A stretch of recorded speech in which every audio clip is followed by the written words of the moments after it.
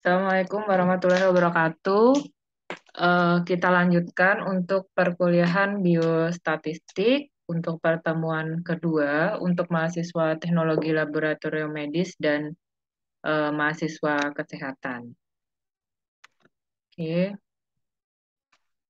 ini sekilas ya tentang data yang sebelumnya di pertemuan satu itu sudah eh, kita bahas ya. Ada tentang pengertian statistik ya. Mungkin data ya, ada data berupa angka, kemudian dalam eh, data kategorik ataupun yang bukan berupa angka. Nah, untuk data sendiri bisa kita kategorikan menjadi data bermakna dan data tidak bermakna. Kapan menjadi data bermakna dan tidak bermakna itu tergantung dari pengolahan atau tergantung dari peneliti itu sendiri. Ini adalah contoh data tidak bermakna. Contohnya adalah 6.30, 27, 6.32, 28, 6.34, 27, dan lain sebagainya. Ya, mungkin akan bingung ya kalau melihat data seperti ini. Ini maksudnya apa? Apakah ini rupiah ataukah ini eh, menunjukkan suatu panjang dan lain sebagainya ya, tidak jelas. Nah, data yang tidak bermakna bisa kita ubah menjadi data bermakna jika sajiannya itu tepat. Nah, contohnya di sini adalah kalau kita tuliskan seperti ini, pasti akan susah dimengerti. Namun, jika kita sajikan dalam bentuk eh, dan disertai dengan keterangan, misalkan pada waktu atau pada pukul 6.30 ternyata suhunya adalah 27 derajat Celcius. Pada suhu 6 lebih 32 menit, ternyata suhunya adalah 28 derajat Celcius. Data seperti ini akan lebih apa ya, berfungsi ya jika nanti teman-teman melakukan penelitian itu tidak hanya sendiri, tapi merupakan penelitian besar atau penelitian payung yang harus didelegasikan atau harus apa, berkomunikasi dengan banyak orang ya. Jadi datanya dilanjutkan atau diteruskan oleh temannya atau rekannya supaya tidak terjadi kesalahan. Ini kemarin sudah ya untuk data berdasarkan sifat, ada data kualitatif dan kuantitatif ya. Kemudian untuk skalanya nominal, ordinal, interval dan rasio. Ini adalah contoh tampilan ya data mentah yang disajikan dalam bentuk tabel. Misalkan di sini ada berat ibu dalam satuan kilogram, kemudian ada panjang bayi dalam satuan sentimeter dan jenis kelamin bayi. Nah, di sini contohnya eh, ibu dengan berat 60 kilogram melahirkan bayi dengan panjang 50 sentimeter dengan jenis kelamin bayi laki-laki ya. Ini hanya contoh saja ya, tidak di realnya. Nah, data seperti ini harus jelas satuannya karena bisa jadi berat badan di sini bisa dalam bentuk pounds ya atau panjang itu tidak dalam bentuk sentimeter.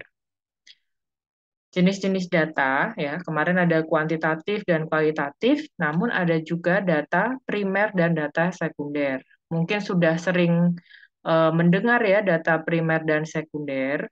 Untuk data primer itu adalah data yang diperoleh langsung oleh peneliti ya, bisa melalui survei, bisa melalui observasi, pembagian kuesioner atau kalau untuk mahasiswa kesehatan ya dan kedokteran, kita melakukan uji di laboratorium ya atau pengambilan sampel kemudian sampel tersebut diolah di laboratorium. Selanjutnya ada data sekunder. Untuk data sekunder itu adalah data yang tidak diperoleh langsung oleh peneliti. Dari mana datanya? Bisa diambil dari data rekam medis ya, misalkan data kejadian TBC pada pasien yang ada di wilayah X tahun 2019 hingga tahun 2021. Kejadiannya seperti apa? Atau yang mungkin sekarang banyak diteliti adalah tentang COVID, ya. Bisa melalui rekam medis atau bisa juga data dari WHO atau data dari artikel dan lain sebagainya. Itu disebut dengan data sekunder. Di sini kita pelajari tentang teknik pengumpulan data. Ini mungkin dari referensi lain ada yang menyebutkan lebih dari ini juga tidak masalah ya. Ada observasi, kemudian angket dan kuesioner, wawancara dan sampling. Untuk observasi yaitu lebih tepat jika tujuan penelitiannya itu adalah mempelajari tentang perilaku, kemudian proses, gejala ya. Misalkan eh, kondisi pelayanan suatu rumah sakit itu seperti apa ya. Ini bisa ke instansi atau bisa juga pendekatan atau observasi suatu penyakit ya. Datanya juga akan lebih luas. Yang kedua ada angket atau kuesioner ya. Mungkin kalau sekarang ya kita bisa menggunakan bantuan dari Google Form kalau untuk digital secara digital. Untuk angket dan kuesioner di sini memberikan seperangkat pertanyaan kepada responden ya. Pertanyaannya itu sama antara satu responden dengan responden yang lain, tidak ada perbedaan. Kemudian metodenya tidak langsung karena kita membagikan bisa dititipkan ke rumah sakit atau bisa diberikan ke institusi atau bisa kita sebarkan link ya kalau sekarang.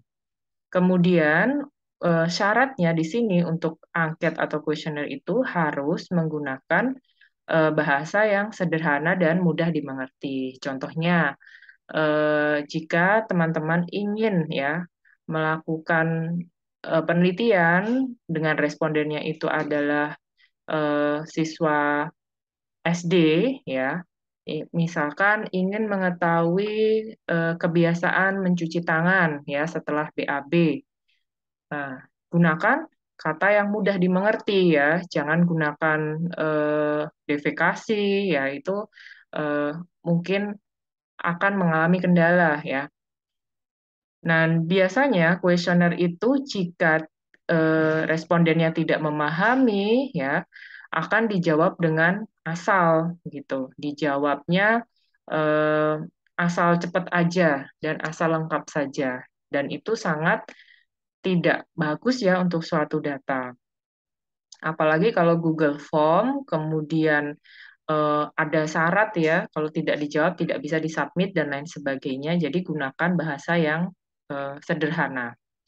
Kemudian untuk angket atau kuesioner di sini kita bisa pilih ya apakah bentuk jawabannya itu berupa esai atau berupa pilihan ganda, ya atau tidak, atau mungkin ada 4 pilihan jawaban, atau bisa juga kita kategorikan menjadi misalkan tidak pernah, jarang, sering sekali ya, tergantung dari tujuan teman-teman. Itu untuk angket dan kuesioner. Nah, selanjutnya ada wawancara. Kalau wawancara ini bertatap muka langsung dengan narasumber ya. Kalau angket tadi tidak bertatap muka langsung dengan narasumber. Dan ini di zaman digital itu tidak perlu lagi ya kita bertemu datang langsung misalkan narasumber kita tinggalnya di luar Pulau Jawa ya, kita tidak harus datang ke sana, tapi sangat terbantu dengan Zoom atau dengan apa Gmeet ya, tergantung apa yang teman-teman gunakan. Nah, untuk wawancara di sini kita bagi lagi menjadi wawancara terstruktur dan wawancara tidak terstruktur. Kalau terstruktur itu pertanyaannya sudah kita siapkan ya. Kemudian kalau yang tidak terstruktur itu lebih ke ngobrol ya. Biasanya ini pendekatan di awal kalau untuk pemilihan sampel ya atau pemilihan responden.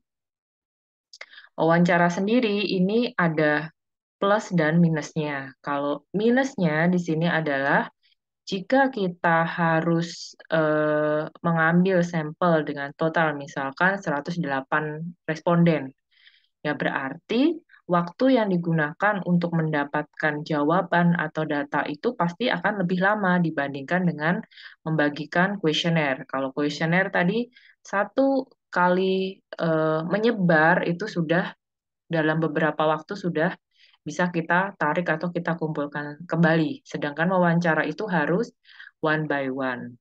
Kemudian biayanya tinggi, ya. Jika kita mengundang orang itu datang atau kita harus datang ke tempat narasumbernya, ya, atau biasanya kan juga tidak sekedar datang, tapi kita harus menjamu, minimal menyiapkan makanan, minuman, ataupun reward ya sebagai ucapan terima kasih. Berarti ada biaya sendiri. Kemudian untuk wawancara, nilai plusnya adalah kita bisa melakukan klarifikasi jawaban. Nah, kadangkala pertanyaan yang diberikan oleh peneliti itu sulit dimengerti ya. Misalkan ingin bertanya tentang suatu istilah medis ya, dan pasiennya ini tidak tahu sama sekali karena background pendidikannya berbeda ya. Contohnya, dengan melakukan wawancara, kita bisa langsung konfirmasi maksud pertanyaannya seperti apa, ataukah jawabannya belum sesuai atau tidak sesuai ya. Itu bisa kita jelaskan sehingga datanya pasti akan lebih real. Selanjutnya ada sampling. Sampling ini nanti tekniknya ada banyak sekali. Ada eh, menggunakan rumus Lovin, ya, menggunakan rumus lain sebagainya ada banyak. Dan di sini syaratnya adalah harus repeatable, artinya bisa diulangi lagi oleh penelitian selanjutnya. Untuk sampling bisa kita bagi menjadi random dan non-random ya untuk sampelnya. Apakah eh, semua orang berpeluang atau hanya tertentu saja dan harus bisa dipertanggungjawabkan. Nah, selanjutnya ini adalah kajian juga yang harus disampaikan untuk statistik ya, ada informasi. Informasi itu apa? Informasi adalah data yang telah diproses sehingga meningkatkan pengetahuan seseorang yang menggunakan data tersebut.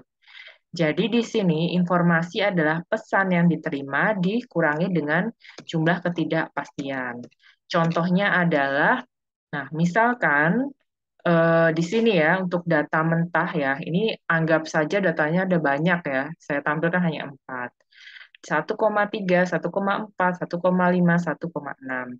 Ternyata di sini secara analisis ini adalah rata-rata penjualan ya. Berarti informasi yang seharusnya saya terima itu berupa hasil dari penjumlahan 1,3 ditambah 1,4, 1,5, 1,6 dibagi dengan 4. Nah, berapa jumlahnya?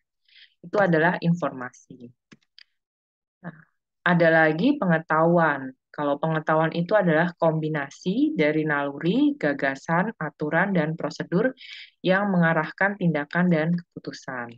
Secara derajatnya, ya, di sini data itu adalah paling rendah, sedangkan yang paling tinggi adalah pengetahuan. Ini adalah bagian yang harus disampaikan untuk statistik. Ya. Nanti mungkin teman-teman bisa belajar lebih lanjut dari referensi, ada banyak referensi juga yang menjelaskan mengenai data, informasi, dan pengetahuan. Oke, selanjutnya ada akurasi dan presisi. Nah, mungkin juga sudah sering mendengar, apalagi yang sering bekerja atau yang sudah pernah praktikum di laboratorium, ya, ada akurasi dan presisi. Ya, contoh mudahnya di sini, jika kita ingin menunjukkan atau mencatat suatu suhu, ya, contohnya adalah 27,08 derajat Celcius. 27 ini disebut dengan akurasi atau sudah dikatakan akurat. Namun secara presisi belum, ya. Harusnya muncul 0,8 atau yang paling gampang, berat badannya berapa? Misalkan berat badannya adalah 52 kilogram ya. Itu akurat. Tapi secara presisi belum. Harus dituliskan mungkin 54,21 kilogram ya misalkan. Nah, ini untuk gambarannya supaya mempermudah untuk akurasi dan presisi, yang paling bagus ini yang high akurasi dan high precision ya, seperti ini. Bukan presisinya tinggi tetapi akurasinya rendah ya. Ini rendah kedua-duanya atau akurasinya tinggi tapi presisinya rendah. Ini yang paling bagus. Selanjutnya ada sumber kesalahan data ya. Pasti akan dihadapi ini di lapangan ya, secara sengaja ataupun tidak disengaja. Pertama adalah metode pengukuran dan pengumpulan data yang salah. Ini harus dihindari. Jadi harus tahu desainnya dan harus dipersiapkan secara matang sebelum ke lapangan. Contohnya, metode pengukuran, misalkan suhu ya, teman-teman harusnya menggunakan Celsius tapi menggunakan Fahrenheit, itu sudah berbeda. Kemudian metode pengumpulan datanya salah ya, eh, cara samplingnya dan lain sebagainya ya, handlingnya itu salah, itu sudah eh, seharusnya bisa dihindari. Kemudian tidak mengikuti prosedur. Maksudnya seperti apa? Maksudnya kalau untuk TLM, misalkan pengambilan darah itu harus diawali dengan pra-analitik dari persiapan pasien, persiapan alat bahan, ya. Kemudian ada analitik, ya, pengambilannya hingga pasca analitik. Tapi ternyata tidak mengikuti prosedur tersebut, ya. Ada yang di-skip, tidak disiapkan alatnya, tidak dicek kembali, tidak dikalibrasi, dan lain sebagainya pada saat pemeriksaan. Nah, itu sudah salah. Kemudian data hilang atau tidak terolah. Kalau dulu mungkin data hilang itu bisa karena catatannya jatuh di jalan atau catatannya kehujanan, ya. Kalau sekarang mungkin kasusnya karena sudah digital, mungkin filenya korup, tidak bisa dibuka atau filenya itu terkena virus, ya. Jadi, yang bisa dilakukan untuk pencegahannya bisa kita dokumentasikan ya, selain dicatat bisa kita foto. Kemudian jika filenya bisa kita upload ya di cloud atau kita bisa simpan juga di flash disk ya. Jadi punya backup data sehingga jika ada yang hilang kita masih punya simpanannya atau punya salinannya. Kemudian kesalahan mencatat itu juga sangat mungkin terjadi, apalagi untuk penelitian yang eh, lebih dari satu orang ya. Mungkin tulisannya merasa oh ini sudah mudah dibaca, tapi ternyata dengan karena ada orang lain atau rekannya di situ ya, mungkin ingin menuliskan 12,21, tapi karena tulisannya sedikit apa ya susah dibaca, temannya membacanya 12,121, padahal itu sebenarnya koma ya, itu sudah sangat fatal ya. Jadi setidaknya buat apa belajar menulis yang mudah dibaca ya, menghindari kesalahan. Kesalahan prosedur mengolah itu juga banyak sekali terjadi. Misalkan seharusnya teman-teman melakukan pewarnaan dalam waktu 5 menit, tapi ternyata eh, kelamaan ya untuk pewarnaannya menjadi 7 menit ya. Berarti di situ tinggal laporkan saja ke dosennya, misalkan Bu atau Pak, saya melakukan kesalahan dalam peng, pewarnaan ya. Nanti akan dibantu kami carikan solusinya ya. Jadi, kalaupun terjadi kesalahan, itu tidak masalah, asalkan teman-teman tidak melakukan kebohongan. Mungkin juga kesalahan prosedur mengolah ini terjadi karena teman-teman salah memilih eh, jenis ujinya ya. Seharusnya mungkin menggunakan eh, uji Wilcoxon, tapi teman-teman menggunakan uji T, ya. Muncul mungkin tetap hasilnya, tapi tidak sesuai. Kemudian kesalahan disengaja, ya ini tolong dihindari. Eh, Misalkan salah tidak melakukan penambahan reagen atau tidak melakukan penambahan suatu zat ya, tapi bilangnya sudah ya. Jangan dilakukan karena kesalahan apapun itu justru bisa menjadi pembahasan di tugas akhir atau di skripsi, yang mungkin juga sangat bermanfaat ya. Ternyata kalau kita tidak tambahkan mikroorganismenya nggak tidak hidup nih ternyata atau lain sebagainya. Justru mungkin menjadi suatu penemuan yang baru karena banyak sekali eh, hasil penelitian yang atau sesuatu yang berguna itu muncul dari ketidaksengajaan ya. Itu. Itu untuk sumber kesalahan. Jadi sering berdiskusi dengan dosen pembimbingnya, jangan menghilang ya jika terjadi kesalahan. Selanjutnya ada penyajian data. Penyajian data ini tidak asal kita memilih, oh karena saya suka diagram pie, saya gunakan ini, atau saya suka diagram batang, dan lain sebagainya. Ini ada maknanya dan tujuannya. Kalau untuk diagram pie, ini kita gunakan untuk menunjukkan kontribusi, ya.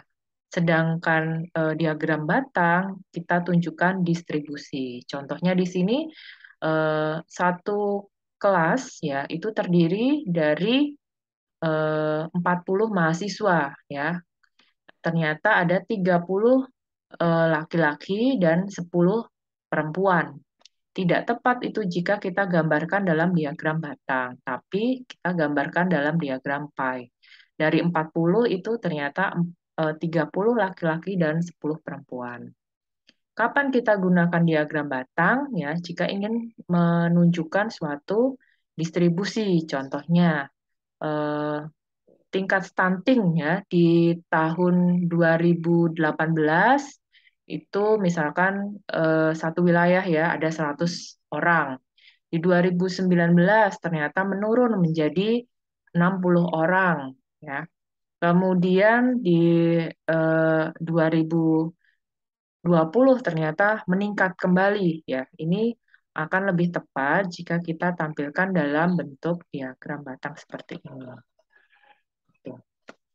Atau dalam line chart tren seperti ini juga tidak masalah. Itu saja yang bisa saya sampaikan. Semoga bermanfaat. Jika ada pertanyaan, boleh langsung ditanyakan di LMS ataupun di kolom komen ataupun bisa japri ke saya. Ya, terima kasih sudah mengikuti perkuliahan. Saya akhiri. Wassalamualaikum warahmatullahi wabarakatuh.